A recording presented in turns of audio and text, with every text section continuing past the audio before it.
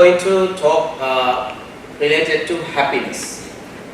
I have mentioned the art of happiness.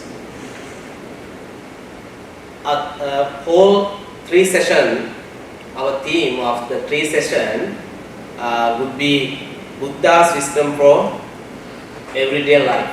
This is our theme.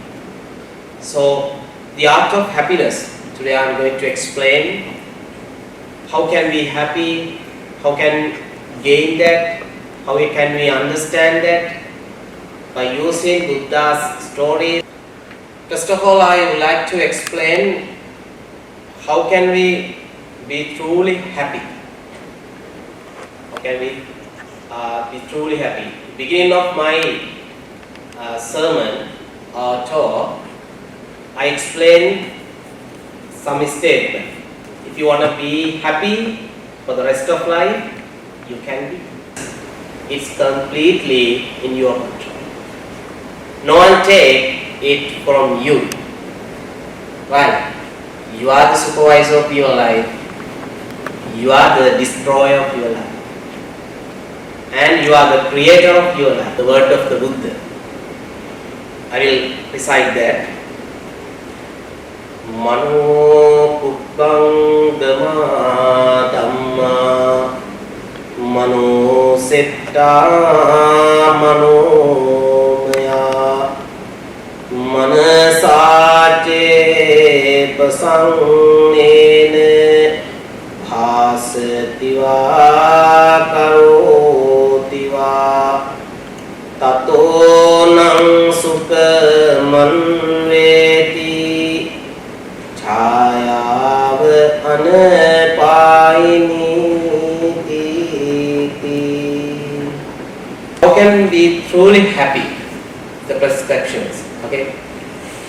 Dear friends, we often think happiness comes from outside, from possession. No, normally we think we try to happy with other person or materialistic things. But dear Dharma friends, you know, all conditional things are impermanent, including other life as well. Your parents, your child, your materialistic things, your house, a luxury car, everything will change. It may happen. If you want to be happy, try to give up all the materialistic things and others, because they are not give happiness for our day-to-day life. You are the person who can create happiness. Then that is why I mentioned here, you often think happiness comes from outside, from possessions. We have so many things, no? Houses and cars, children, what else? So we have so many materialistic things. And when we look at our success, sometimes we have achieved some education background, then we are going to happy by using those possessions and success. But the Buddha pointed inward and said, all things are led by the mind, created by the mind. If one speaks or acts with a pure mind, happiness follows like a shadow that never leaves. And one speaks, acts with a pure mind, happiness follows like a shadow. Then I understood Buddhism as a mind-centric religion. Somebody said Buddhism as a pessimistic religion and optimistic. But Buddhism is not both optimistic or pessimistic. It is realistic. Even if you like or don't like, but Buddhists talk about birth, decay, like that. Therefore, Buddhism is a realistic religion in the world. even you accept or reject. That is why I would like to Buddhism taken as a realistic teaching, or religion, realistic teaching, and mind-centric religion. We can feel our mind is the root of our happiness and our suffering. Nobody can hurt you. Nobody can blame for you. Nobody can criticize you. Nobody can scold for you. Because our mind is the root of our happiness and our suffering. Because we need to understand that. And number one, what is real happiness? Dear friends, what is real happiness? I have selected one of the Zen story. It's very important Zen story to understand happiness or to understand our thoughts. Let's begin with the Zen story, the empty ball. The name of this Zen story is the empty ball. A Zen master used to take a small boat and go to the middle of the lake to meditate. What was happened? One morning, after he had closed his eyes in deep silence, another boat hit his. He opened his eyes and immediately felt pain or irritation. Who could be so careless? Try to now get angry, no? He thought that who could be so careless? He stood up and ready to scold the person. But he noticed the boat was empty. He had broken free from its rope and the master sat back down and smiled. Later he said to his students, okay? Dear friends, now you can understand what was happened. No? He tried to go meditate alone. Then he told to the student that day I learned something big. My anger did not come from the boat but from myself. The boat was just right there. Reflection. So we think people or events make us angry. You know, if there are so many people, no, we try to think those people will disturb for my mind. But according to this story, we often think people or events make us angry, sad, anxious, but in truth, it is our reactions, our thoughts that create suffering. The world is full of driving boats, but if your mind is clear, we remain at peace. If you want to relax your mind, you have to change your mind or thoughts. Dear Dharma friends, next one. Why do we suffer? This is the next point I am going to explain to you. You to explain. Why do we suffer? The Buddha did not say life is only suffering. That's why earlier I mentioned Buddhism is not only optimistic or pessimistic. You know, Buddha has practiced self-indulgence and self-mortification both.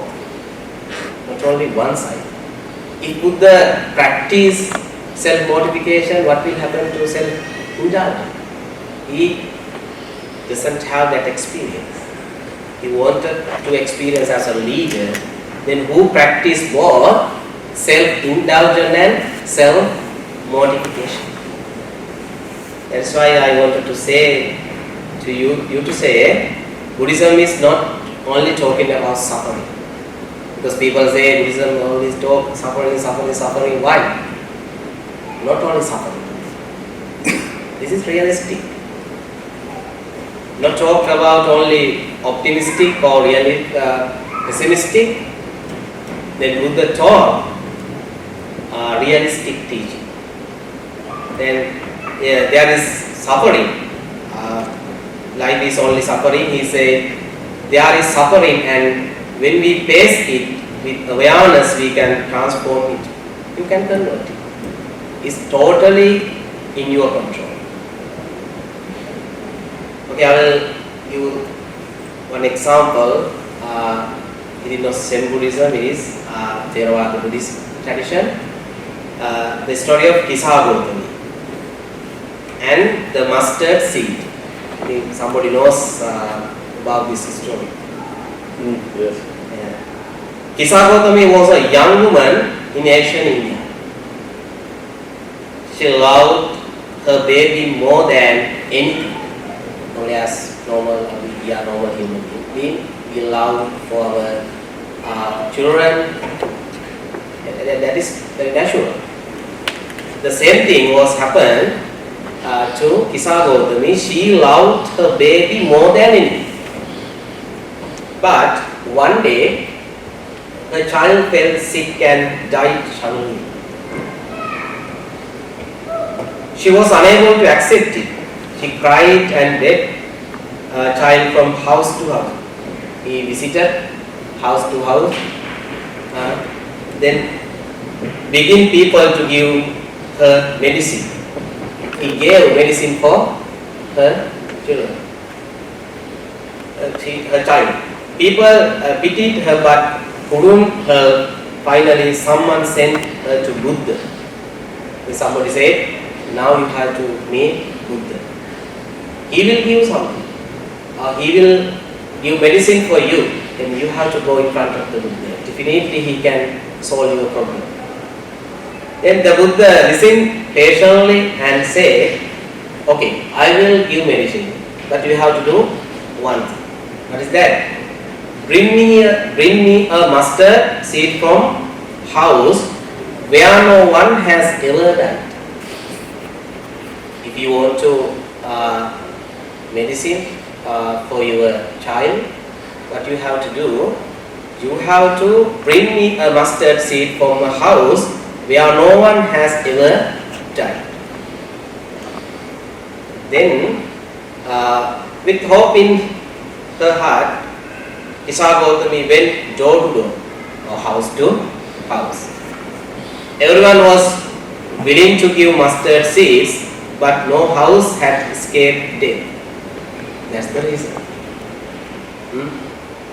One lost a child, another lost a parent, another lost a spouse. Or slowly she understood, death is not my pain alone. It is part of life. That's why again I want to remind you that is realistic. Kisagotami also thought, death is not my pain alone. It is part of life. She returned to the Buddha not with mustard seed but with the mind that had awakened. Then what we can understand from this story? When we realize that suffering is shared, we move from isolation to compassion. We can definitely change our mind to compassion. Why me becomes, oh, this is life, this too shall pass. Then when we study story of Kisagotami, you can understand so many things related to this story. And third one, how do we release suffering? How do we release suffering? Because everybody wants to release from suffering or unhappiness. If we speak or act with the disturbed mind, suffering follows, like the cart behind us. We often carry the burden of the second arrow, not just pain of life, but the pain of reaction. Then I have taken another important story in Buddha's period. The two arrows. The Buddha once asked the monks, if someone is struck by an arrow, is it painful? Then what was the answer of the monks? They said, yes. He asked if they are struck by a second arrow in the same place, is it more painful? What was their answer? They said, yes, of course. Then she said, the first arrow is the pain of life, like illness, loss, disappointment. What is the meaning of second arrow? The second arrow is how we respond with blame, anger, regret, self-pity, like that. Next, I have taken another Zen story. Yeah, and everybody knows this story well. It is very common story. Carrying the woman. 2 months were traveling. They reached a muddy stream and saw a woman unable to cross. There was a woman, she unable to cross from muddy. One monk gently lifted her and carried her over. They continued walking. Hours later, the other monks burst out, why did you carry that woman? You know, we shouldn't touch women. The first monk smiled and said, I left her at the river. Are you still carrying her? Then what's the meaning of that? It gives very deep meaning. As a human being, we have mistakes in our life. It can be happen because we are normal person. We have so many mistakes in our life. But if you think only your mistakes, what will happen to you? Your life not successful in future. By using this story, you have to teach.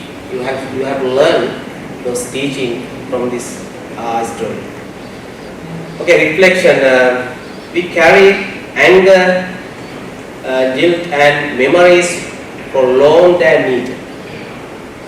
Letting go doesn't means freezing ourselves. Then number 4. How do we cultivate happiness? The next point we need to understand. How do we cultivate happiness? We act with the pure mind, happiness follows, like a shadow that never leaves. If you have good thoughts, your action will be good to the society as well as for your life. Then you have to create good thoughts from your life. Then the other thing is, if we act with the pure mind, happiness follow like a shadow that never leaves. What does a pure mind mean? It means mind of kindness, understanding, presence, and non-attachment. So those things you have to understand. And other thing is, if you want to be develop happiness, or if you want to be happy, you have to build up a specific mind called unconditional mind. Have you heard that? Unconditional mind. We have relative mind. Already we have relative mind. We are going to be happy by we are going to compare something, then only we are going to be unhappy or happy. But if you can cultivate, if you can build up unconditional mind, that meaning you are not going to compare, not relative mind. You need to develop unconditional mind. I select another story, strawberry and the tiger. A man was walking in the forest when he was chased by a tiger. He ran until he reached a cliff and grabbed a vine hanging there. He looked at the tiger growed above him. Below snakes waited. Then he noticed a ripe vine, strawberry growing on the cliff. He picked it and he ate it. He sweetly tasted. And meaning whatever you have, we are now in this moment also we are in suffering, no? Decay, and also we are in unconditional format in this moment as well. But it is okay. But if you can create good thoughts, you can be happy. Don't think too much. I'm going to die. I'm going to decay. Okay? Don't think too much that. It may happen like this thing, no? What was happened to that boy or man? He picked it and he ate it. How sweet it tasted. Then you have to enjoy with life. If you are every day you are thinking, get up early in the morning, you get up early in the morning and you think, today I'm going to die. Like that, what will happen? I'm going to decay. Don't think. You try to be happy currently. Like this story. What is reflection? This moment is all we ever have mindfulness. Being here fully is the doorway to joy. Let's now try short practice. Okay, I will give a small practice. It will guide Bhante Pannasasra with small meditation practice. We have more 15 minutes. But before doing that, another story. I have selected another story. The angry man and the Buddha. A man once insulted the Buddha in public. He shouted, he cursed and mocked him. He scolded, he blamed the Buddha. The Buddha remained silent. The Buddha was silent. When the man finally stopped the Buddha, he stopped his shouting and blamed. The Buddha asked, if someone offers you a gift and you don't accept it, who does it belongs to? The man said, it belongs to the one who offered it. The Buddha replied, I don't accept your anger. It remains with you. Then anybody can blame you, anybody can admire you, anybody can appreciate you, doesn't matter. Both don't accept, okay? If you accept appreciation, what will happen? Definitely, when someone criticizes you, you will get upset. Dear friends, happiness is not something we find in the future, it is something we create with clear thoughts, kind words, gentle action and peaceful heart. Let your mind be your best friend, not your enemy. May you be well, may you be free, may your happiness follow you like a shadow that never leaves. Then I'm going to wind up, we have 10 minutes more. I'm going to wind up my sermon today, speech today. So thank you for coming. Chandrakanta Thero will give a short meditation within 10 minutes. We have now 9 minutes more. Then thank you very much for listening to us. May the Chandrakanta bless you.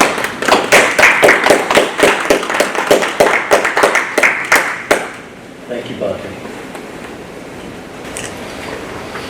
Very good evening. So now we are going to start loving kindness meditation in a few minutes. To start our meditation program, please sit in comfortable position. And now relax your body. Dear Dharma friends, relax all the muscles on your face and relax all the muscles of your body.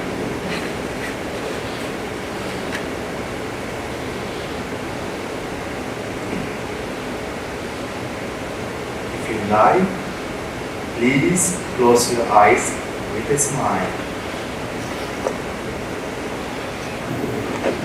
Now, take a long breath and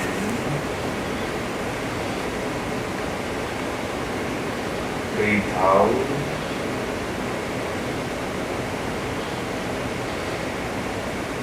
Normally and naturally 2 times.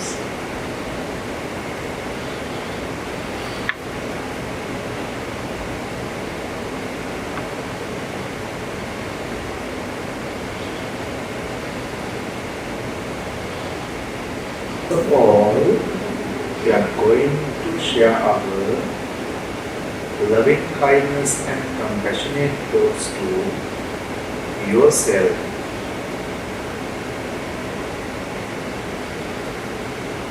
Please think of you.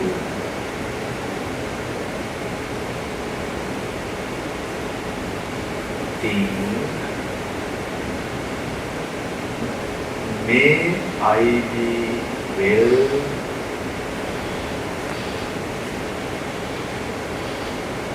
May I be happy.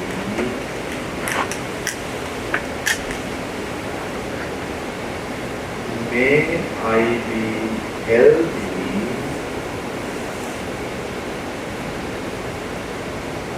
May I be peaceful. Hey dear Dharma friends, now we are going to share our loving kindness and compassionate thoughts to all human beings and all living beings. Kindly think of them. They all are like myself. Think, may they be well.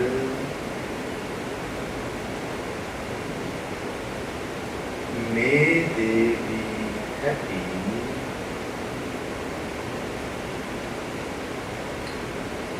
May they be healthy.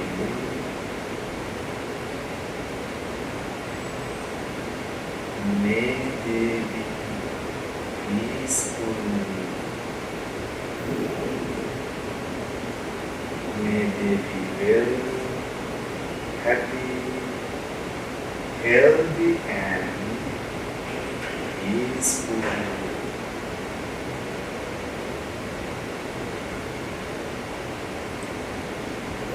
Sabbe satta bhavantu sukhitatta.